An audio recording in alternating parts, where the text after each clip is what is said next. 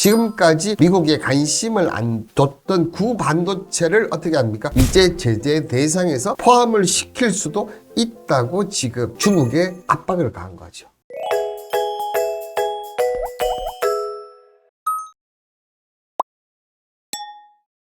여러분들을 퍼스트 클래스로 만들어줄 방송 투자캠퍼스의 홍반장입니다.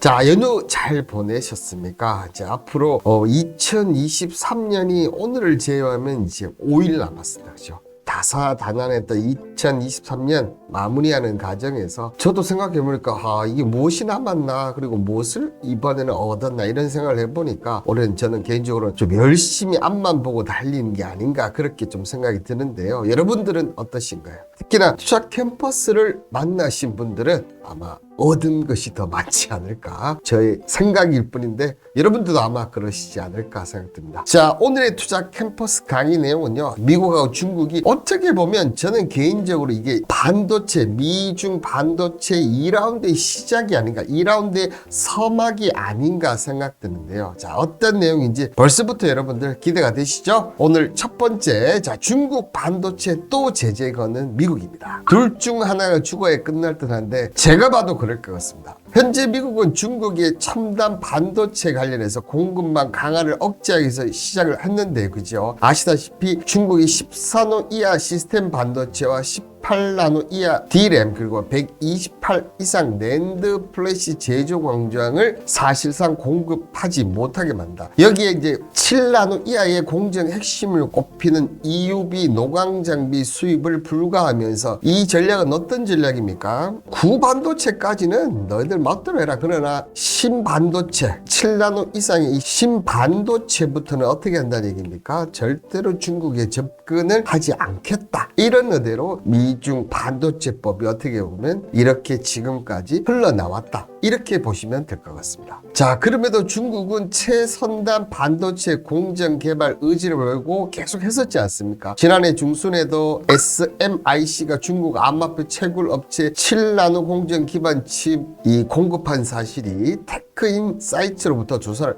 밝혔고요. 중국이 가장 최신의 DUV 장비를 활용해서 7나노 공정을 구현한 것으로 관측되었습니다. 그렇지만 다만 EUV를 통한 단일 패턴이 대비는 양산성이 크게 떨어지는 단점이 있기 때문에 업계 전문가들이 중국의 7나노 칩이 물론 성공을 한다 하더라도, 그죠, 이 생산량이 매우 적을 수밖에 없다는 지적이 되면서 별로 이렇게 신경을 안 썼다는 거죠. 자, 그런데 여러분들 기억나십니까? 이 2015년부터 전 세계 스마트폰 시장에서 삼성전자와 애플 다음으로 3위를 차지한 이 하웨이가 7나노 공정 관련해서, 특히 5나노 공정 관련해서 휴대폰을 내면서 이게 미국이 어떻게 보면 반도체 전략이 뚫혔다, 이런 얘기가 나왔었죠. 여러분들 기억나시죠? 제가 방송으로도 한번 언급을 했는데요. 자, 그 내용은 바로 중국의 하웨이의 최신 플래그십 스마트폰, 중국이 자체 개발한 제조 7나노미터 칩이 탑재되었다고 블룸버그 통신이 보도를 했었습니다. 자, 그렇게 되면서 하웨이가 이달 출시한 메이트 60 프로 모델에는 모바일 AP로는 길이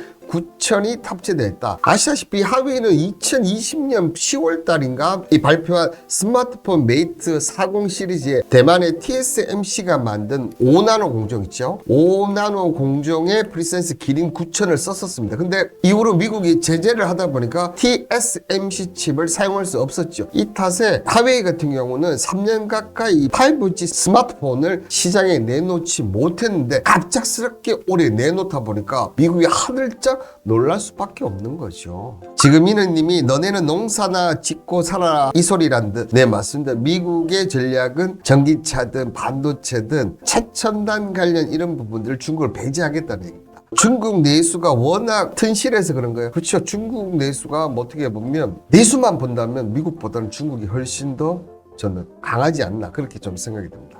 이런 하웨이 발표에 업계 관계자는 SMIC가 5나노 첨단 반도체를 자체 양산한 것이 사실이라면 미국 제재를 뚫고 기술 진보를 이뤄낸 사례다. 그래서 미국의 기술 제재가 역으로 중국의 첨단 기술 자립 속도를 높이는 결과로 점차 작용할 수 있다. 근데 이 부분은 뭐 어쩔 수 없는 논리지 않나. 이 중국의 입장에서는 이는 첨단 반도체를 시간이 늦을 뿐이지 결국은 한다는 거거든요. 근데 그 시간을 미국이 벌면서 공급망을 가져나가겠다 이런 쪽이었는데 그게 생각보다 중국이 빠르니까 지금 깜짝 놀라는 거죠. 알게 모르게 전 세계가 하웨이 제품 많이 맞습니다. 하웨이 제품 많이 쓰고 있습니다. 특히 통신 쪽은 하웨이가 넘버 1이죠. 이런 중국이 7나노 공정에 성공할 수 있다는 원인은 자 초미세 공정을 위한 EUV 장비가 아니 그 이전에 9세대 구형 장비를 활용해서 고도를 이뤘지 않은가 이런 추측이 가능하다는 거죠. 왜냐하면 여러분들 최근에 윤 대통령이 네덜란드 방문했던 이 ASMR 로관 장비 업체가 이 중국의 장비를 판매할 수 없게 소명을 놨기 때문에 구장비 아니면 답이 없다는 거죠. 이런 가운데 22일이죠. 산업통상자원부에 따르면 미 상무부가 내년 1월부터 방산, 자동차, 통신 등 주요 산업 분야 기반을 대상으로 한 레거시 반도체 사용 현황과 조달처를 조사할 것이다. 그러니까 뭐 레거시 반도체 하면 어려운 말인데 그냥 쉽게 말하면 구반도체, 지금까지 미국에 관심을 안 줬던 구반도체를 어떻게 합니까? 이제 제재 대상에서 포함을 시킬 수도 있다고 지금 중국에 압박을 가한 거죠. 너가 이런 식으로 나와 이러면 오냐 구반도체까지 싸그리 너희들 씨를 말려버리겠다 이렇게 공포를 한 거죠. 자, 미국 정부는 중국의 첨단 반도체 개발을 억제하기 위한 수출 통제를 최근 몇 년간 실시하고 있다. 하지만 중국이 구형 반도체 시장에서 힘을 키울 가능성이 높아지자 추가 제재 방안을 모색하기 위한 사전 조사 과정에 나선 것으로 분석된다. 이렇게 돼 있거든요. 근데 솔직히 이 구반도체가 지금 우리가 얘기하는 이 비메모리나 파운드리 여기에 비하면 정말 이게 돈은 안 됩니다. 그렇기 때문에 별 관심이 크게 없거든요. 그럼에도 불구하고 이 중국이 구반도체를 자꾸 뭔가를 만들어내고 하려고 하니까 이것까지 그냥 사전에 아예 끝내버리겠다. 이렇게 하면서 미국이 한마디 더 했는데 무슨 말을 했냐면 미국 제재가 있기 전까지 중국이 한국의 반도체 수를 훨씬 빨리 따라잡을 것으로 예상이 했는데 미국 덕분에 중국이 아직 5나노 정도 수준에 머물고 있는 것이 다행이다. 이렇게 지금 미국이 오히려 역설적으로 얘기를 했다는 거죠. 자, 어떻게 보면 중국이 미국 제재 이전에 보면 자 이제 1년 정도만 지나면 너희 거 따라잡을 수 있다 뭐 이런 식까지도 호언장담을 했기 때문에 이런 부분들이 늦게 간 건 다 미국의 덕택이고 이게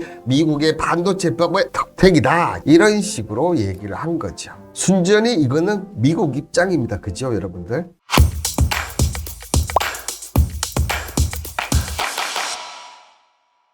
이 미국의 규제를 피하는 중국의 전략, 이 전략은 어떤 것이 있느냐? 자, 먼저 역시 미국이 불을 붙이면 중국은 맞받아칩니다. 한편 같은 날 중국 정부는 역시나 히토류 가공기술 수출 금지 조치를 강화했습니다. 그렇게 하면서 2020년 목록을 갱신한 것으로 미중 기술에 참여한 하이테크 분야, 그 중에서도 중국이 엄격하게 관리 중인 히토류 관련 부분 통제가 더 강화가 되었다는 거죠. 자, 근데 한번 생각해 보십시오. 게르마늄 했었죠. 갈륨 했었죠. 흑연 했었죠. 이어서 히토류 가공 기술 수출을 막는다. 자, 그러면 이 서방국이 특히나 이번에 히토류 가공 사업을 시작하려 하자 어떻게 보면 자, 미국 너희 때문에 지금 히토류 우리가 막아버리면서 서방까지도 지금 피해를 보게 되는데 미국 너희들 때문에 서방 너희도 피해봐. 이런 식으로 지금 중국이 하는 거고 또한 이 부분은 중국이 시장 지배력의 유지 목적으로 미국이 중국 의존도가 여전히 높은 가운데 금지 조치를 발표를 했기 때문에 미국 입장에서도 구반도체까지 막기가 쉽지 않을 수도 있다는 거죠.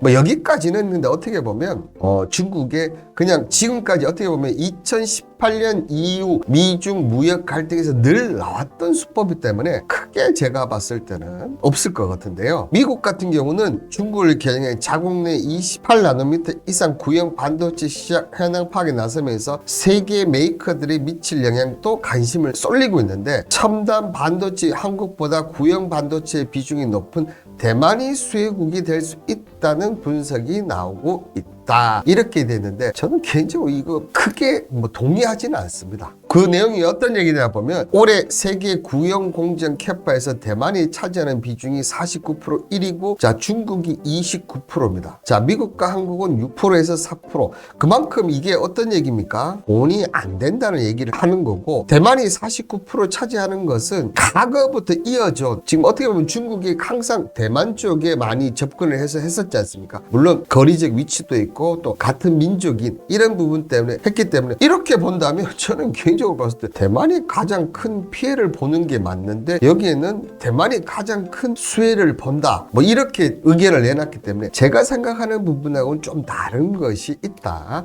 좀 이렇게 얘기를 드릴 수 있겠고요. 자 이런 얘기 나오면 항상 나오는 얘기가 보면 자 삼성전자, SK 등 국내 반도체 업계에 미칠 영향은 상대적으로 미미할 전망입니다 이렇게 나옵니다. 물론 비중이 뭐 지금 6% 이하니까 그죠? 크게 그거는 될 건 없겠죠. 그렇지만 비중 따지는 게 아니고 이것 때문에 중국의 공장을 만들어 놓은 것이 이제 점점 어떻게 보면 비메모리에 구형 반도체까지도 이제 손을 대면 안 그래도 지금 신기술을 입히지 못하기 때문에 중국 공장에 썼던 돈을 회수하기가 쉽지 않은데 이제는 여기서 구형 반도체까지 또 건드린다. 영향이 있죠. 왜 영향이 없다고 하는지 모르겠어요. 저는. 어쨌든 비중이 6% 이하는 영향을 받는다는 얘기인 거 아닙니까? 그죠? 미국은 그동안 인공지능 혁신용 또는 슈퍼컴퓨터 군사 응용 프로그램을 강화할 수 있는 첨단 반도체 기술의 중국에 접근한 걸 제한한 목적이었는데 이제는 어떻게 됩니까? 구반도체까지 한다는 거고 특히나 올해 8월 9일은 첨단 반도체, 양자 컴퓨팅, AI 등 세계 분야에 관련된 사모펀드 벤처 캐피탈 자본 투자도 규제했는데 이제 이렇게 되면 중국의 모든 것을 그냥 끊겠다 이렇게밖에 안 되는 것 같아요. 저는 개인적으로 봤을 때 구형 반도체까지